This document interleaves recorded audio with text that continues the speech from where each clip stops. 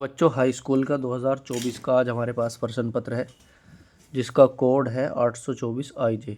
ये विज्ञान का है हाई स्कूल का। देखिए इसके MCQ। पहला आपका बहुविकल्पीय प्रश्न है, उत्तल दर्पण में प्रतिबिंब कैसे बनता है। तो उत्तल दर्पण में प्रतिबिंब सदैव बनता है वक्रता केंद्र और फोकस के बीच, वक्रता केंद्र और अनंत के बीच, ध्रुव और फोकस के बीच, कहीं भी बन सकता है, वस्तु की स्थिति पर निर्भर करता है। तो उत्तल दर्पण में जो प्रतिबिंब बनता है वो बनता है बच्चों फोकस और वक्रता केंद्र के बीच। इसका वक्रता केंद्र और अनंत के बीच, ध्रुव और फोकस के बीच। तो इसमें ए विकल्प सही है इसका, वक्रता केंद्र और फोकस के बीच सदैव बनता है। बना के देखते हैं इस प्रतिबिंब को। यह हमारा उत्तल दर्पण है, ठीक है जी। ये इसका पोल है, ये हो गया आपका सेंटर। तो ये आ गया आपकी मुख्य अक्ष। वस्तु अनंत और पोल के बीच कहीं भी स्थित है तो आने वाली प्रकाश की किरण ये आई, ऐसे होके जाएगी, यहाँ से होके गुजरेगी और इसका इंटरसेक्शन पॉइंट अगर ये ऐसे आएगी तो सी से वापस जाएगी। तो ये बनेगा फोकस और ध्रुव के बीच, फोकस और ध्रुव के बीच। इसका सी सही है, ध्रुव और फोकस के बीच। बच्चों इसका सी विकल्प ठीक है, ध्रुव और फोकस के बीच। नेक्स्ट क्वेश्चन है बच्चों इसका, देखिएगा क्वेश्चन नंबर 2। प्रकाश किरणें एक माध्यम से दूसरे माध्यम में जाने पर अभिलंब से दूर हटती है। अभिलंब से दूर हटती है, दूर लिखा हुआ शब्द, ये दूर है यहाँ पे, अभिलंब से दूर हटती है। तो प्रकाश किरण एक माध्यम से दूसरे माध्यम में जब जाने पर अभिलंब से दूर हटती है, तो अभिलंब से दूर कब हटेगी। देखो ये आपका अभिलंब है, प्रकाश की किरण अभिलंब से दूर कब हटेगी, जब प्रकाश की किरण सघन माध्यम से विरल माध्यम में जाती है तो अभिलंब से दूर हटती है। सघन माध्यम से विरल माध्यम में जाती है, विरल माध्यम से सघन माध्यम में जाती है, कम अपवर्तनांक वाले माध्यम से अधिक अपवर्तनांक वाले माध्यम में जाती है, पारदर्शी माध्यम से अपारदर्शी में। तो इसका ए विकल्प सही है, सघन माध्यम से विरल माध्यम में जाती है। सघन से विरल में जाएगी तो अभिलंब से दूर हटेगी। उत्तल लेंस की फोकस दूरी 15 सेंटीमीटर है। 30 सेंटीमीटर दूरी पर स्थित वस्तु का प्रतिबिंब कहाँ बनेगा। तो फोकस दूरी इसमें 15 है और ये उत्तल लेंस है, तो हमें कह रहा प्रतिबिंब कहाँ बनेगा। फार्मूला होता है हमारे पास 1/v माइनस 1/u बराबर 1/f। हमें v पता करना है तो 1/v माइनस 1/u कितना है, माइनस के 30 सेंटीमीटर और 1/15 सेंटीमीटर। तो देखिएगा 1/v minus minus plus 1/30 is equal to 1/15, ये इधर जाएगा। 1/v is equal to 1/15 minus 1/30। LCM आएगा 30, 15 दूनी 30, 30 कम 30, तो 1/30। तो v की वैल्यू आ गई बच्चों 30 सेंटीमीटर और ये प्लस में आई है तो ये प्लस है तो ये बनेगी उत्तल लेंस के पीछे। अब देखो 30 सेंटीमीटर वस्तु की ओर नहीं, उल्टा वस्तु के आकार का, तो v का मान 30 है। 30 सेंटीमीटर वस्तु से दूसरी ओर, ये बनेगा वस्तु से दूसरी ओर उल्टा वस्तु के आकार का, ये वाला आएगा b। देखो वस्तु की ओर तो बनेगा नहीं, वस्तु की ओर अगर होता तो ये v का मान माइनस में होता, ठीक है ना।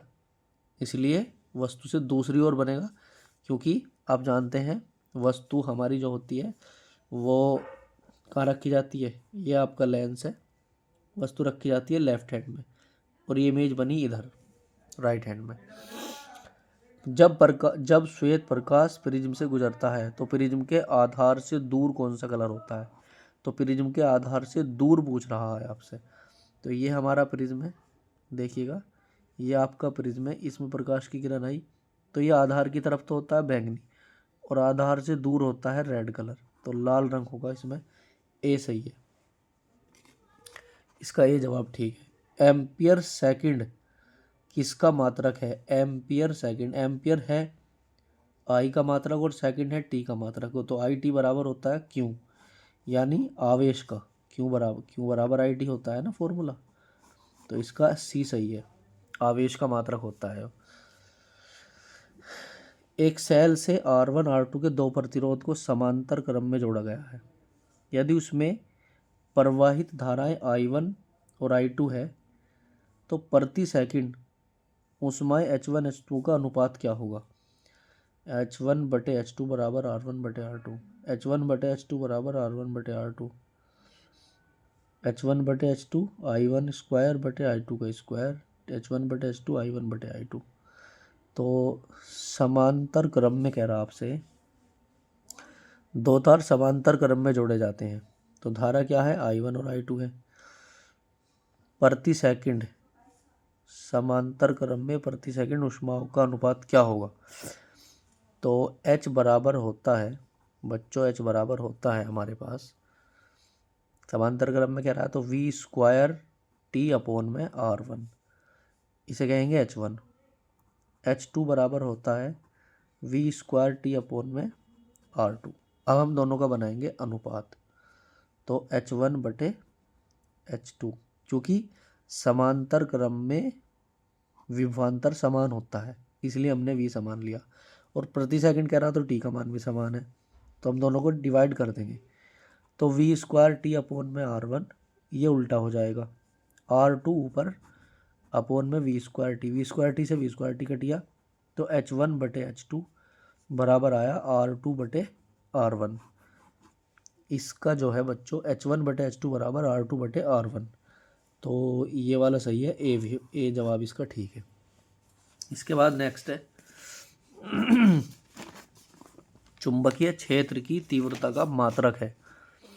इस क्वेश्चन में आपसे कह रहा है चुंबकीय क्षेत्र की तीव्रता का मात्रक है, तो फार्मूला होता है हमारे पास F बराबर IBL साइन थीटा, तो हमें B पता करना है, तो B बराबर F अपॉन IL, क्योंकि साइन थीटा का तो मात्रक है नहीं, F का मात्रक हो गया न्यूटन, I का मात्रक एम्पियर इंटू मीटर, तो न्यूटन प्रति एम्पियर मीटर, कौन सा विकल्प सही है? B, न्यूटन प्रति एम्पियर मीटर, इसका B जवाब ठीक है। इसके बाद सेकंड पार्ट है मैथेन का संरचना सूत्र क्या है, तो इसका B सही है। मैथेन में कह रहा है ना, मैथेन एक कार्बन होगा, तो एक कार्बन से 4 हाइड्रोजन जुड़ेंगे, 4 हाइड्रोजन जुड़ेंगे, तो ये इसका ये सही है। ये वाला एथेन का है, देखो ये वाला एथेन का है, और ये एथीन का है, ये एसिटिलीन का है, इसलिए इसमें मैथेन का ए विकल्प सही है। सजातीय श्रेणी कौन सी है इनमें से? तो सजातीय श्रेणी के लिए हमारे पास फॉर्मूला है, देखिएगा सजातीय श्रेणी होती है CnH2n + 2, एक फॉर्मूला होता है CnH2n और CnH2n - 2। अब ये देखना चारों पार्ट में से कौन से फॉर्मूले, किसी एक ही फॉर्मूले से दोनों, देखो दो दो कंपाउंड बन रहे हैं इसमें, आपको देख रहे हैं इसमें दो दो युग्म है, यानी दो दो ऑर्गेनिक कंपाउंड है, तो दोनों के दोनों हमारे तीनों देखो ये एल्केन का है, ये फॉर्मूला एल्केन का, ये एल्कीन का है और ये एल्काइन का है, तो इसमें क्या होना चाहिए बच्चों, इसमें जो है एक ही फॉर्मूले के दोनों कंपाउंड होने चाहिए। अब देखिएगा यहाँ कार्बन की संख्या 2 है, यहाँ 1 है, यहाँ 1 है, 2 है, 2 1 2 2, यानी कार्बन की संख्या 2 है, 2 तक है। पहले n का मान हम अगर इसमें रखेंगे तो 1 रखो, n का मान 1 का रखने से तो CH4 बनेगा, अगर हम इनकी जगह 2 रख देंगे तो C2H6 बनेगा, तो CH4 और C2H6 कौन से में है? इसका B सही है। सजातीय श्रेणी कौन सी है? ये वाली है, CH4 और C2H6, B जवाब ठीक है। इसके बाद है लेड नाइट्रेट का फॉर्मूला क्या होता है? लेड नाइट्रेट का फॉर्मूला होता है PbNO3 का होल ट्वाइस, PbNO3 का होल ट्वाइस, ए सही है, PbNO3 का होल ट्वाइस का ए विकल्प ठीक है। शुद्ध जल का pH मान 7 होता है। एंटीमनी जो है वो उपधातु है, एंटीमनी उपधातु है, इसका सी सही है। इसके बाद आता है 13 क्वेश्चन, रासायनिक समीकरण को पूरा करना है। CH3COOH C2H5OH। तो इस OH में से इसका OH और इसका H हट के जल बना देगा। तो CH3COO और C2H5 ये बनेगा CH3COO C2H5। कौन सा सही है? सी जवाब इसका बिल्कुल ठीक है। इसके बाद आते हैं यहाँ पे क्वेश्चन नंबर 14 की तरफ। ये बायोलॉजी के हैं, अब आपके पास बायोलॉजी के क्वेश्चन है। तो अब इसमें देखेंगे आप बायोलॉजी के पार्ट में ये आपसे कह रहा है कोशिकीय प्रक्रम में ऊर्जा कहाँ होती है? Mitochondria, glucose, ATP, pyruvate. तो कोशिकीय प्रक्रम में ऊर्जा, तो यह है एटीपी, इसका जो है बी सही है। इसके बाद है पितरस कहाँ बनता है? पितरस कहाँ बनता है? पित्ताशय में, अग्नाशय में, यकृत यानी गोल ब्लेडर में बनता है, यानी यकृत में।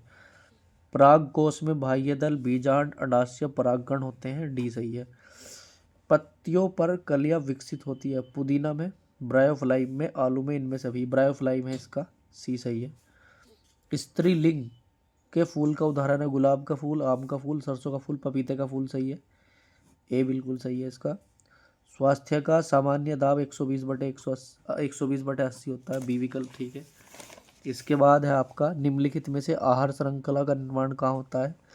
घास, गेहूँ, आम, घास, बकरी, मानव, बकरी, गाय, हाथी, घास, मछली, बकरी। तो इसका घास, बकरी, मानव है, यहाँ होता है जी, इसका बी विकल्प ठीक है। तो यह है आपके MCQ, ठीक है ना, 2024 के MCQ आपको मिलवाए गए। इसके बाद इस क्वेश्चन का सॉल्यूशन अगर आप आगे देखना चाहते हैं तो देखिए, उपभाग में दिया गया एक उत्तल दर्पण से 25 सेंटीमीटर दूरी पर रखी वस्तु के प्रतिबिंब की लंबाई का आधा प्रतिबिंब बनता है। दर्पण से वस्तु की दूरी क्या होगी? दर्पण की फोकस दूरी क्या होगी? तो इसके पार्ट बी का जो सॉल्यूशन है ये नेक्स्ट की वीडियो में मिलेगा। फिलहाल इसमें आप MCQ देखेंगे।